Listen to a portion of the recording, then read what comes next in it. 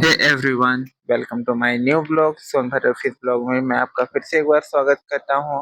आज हम लोग मार्केटिंग करने के लिए जाने वाले हैं ओबरा मार्केट। वैसे तो मैं आपको बता दूं कि हम लोग अक्सर खलियारी मार्केट करने के लिए जाते हैं, पर आज मैं बहुत दिनों बाद जा रहा हूं ओबरा मार्केटिंग करने के लिए, इसीलिए मैं आज ज्यादा एक्साइटेड हूँ और मैं कुछ लोगों से मिलूंगा भी ओबरा में। तो हम लोग बिना देरी किए हम लोग ओबरा के लिए निकल गए और ये मारकुंडी का खतरनाक रास्ता, इस रास्ते के बारे में तो सभी लोग जानते हैं कि ये रास्ता कैसा है। और इसके बाद हम लोग ओबरा के लिए निकल गए। तो हमने आगे देखा चौपान पुल और इसके बाद फोन आ रहा था, तो हम लोग ओबरा के लिए बिना कहीं रुके हम लोग तुरंत ओबरा गए। और ओबरा में हमने देखा तो ओबरा में कोई आया नहीं था, तो हमने लोगों को फोन किया और उसके बाद सभी के घर जाके मछली पहुंचाई, क्योंकि दोपहर का समय था तो कोई बाहर आया नहीं मंडी में, इसीलिए हम लोगों को सभी के घर जा जाके मछली देना पड़ गया।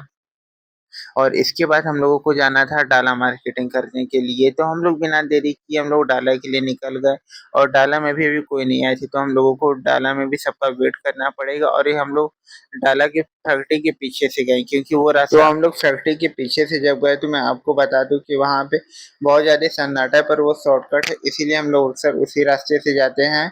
और इसके बाद जब हम लोग डाला पहुंचे तो वहां पे कोई आया नहीं था, तो हमने लोगों को फोन किया और लोग दुकान पे आने में थोड़ा समय था, तो हम लोग वेट किए। और इतने में ही हमारे यहाँ जिंदा प्यासी की भी गाड़ी आने वाली थी, तो हम लोग बिना किसी लेट के हम लोग जिंदा प्यासी का भी वेट करने लगे।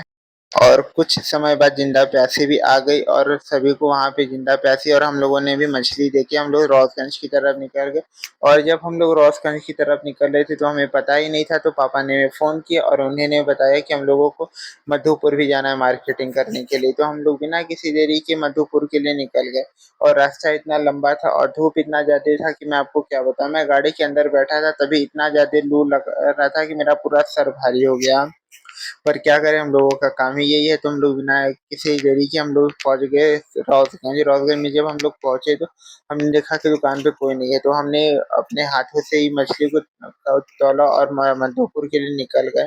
और मैं आपको बता दूं कि मधुपुर में का समय भी बहुत ज्यादा निकल गया था, क्योंकि हम लोगों को मछली वहां पे जल्दी पहुंचाना था और वहां पे भी कोई आया नहीं था। तो हम लोग मधुपुर के लिए भी बहुत जल्दी करने लगे और दुकान पे तो आप लोग जानते ही कोई नहीं है, तो मुझे अकेले ही करना पड़ा। और इसके बाद मैं निकल गया मधुपुर के लिए।